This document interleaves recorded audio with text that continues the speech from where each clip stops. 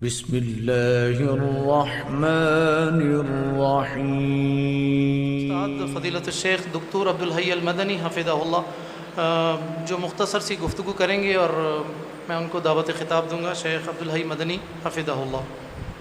الرحمن الرحیم۔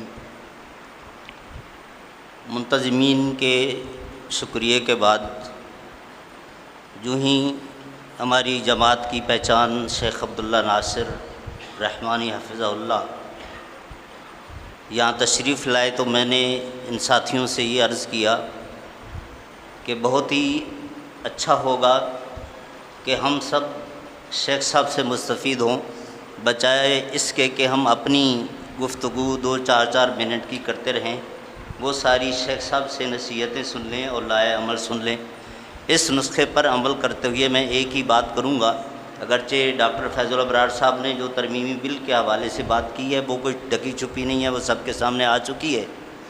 میرا نقطہ نگاہ یہ ہے کہ دفاع صحابہ حقیقت میں دفاع قرآن ہے، اس لیے کہ آپ سب مانتے ہیں کہ قرآن پاک کی ایک آیت کا انکار ایسا ہی ہے جیسے پورے قرآن کا انکار ہو، اور دفاع قرآن دفاع اسلام ہے، اور دفاع اسلام کی ساری اسٹرگل وہ انفرادی طور پر ہو یا اجتماعی طور پر ہو، وہ جو قبر میں 3 سوال ہونے ہیں اس میں ایک سوال ہے ماں دینوں کا، یہ اس کی تیاری ہے۔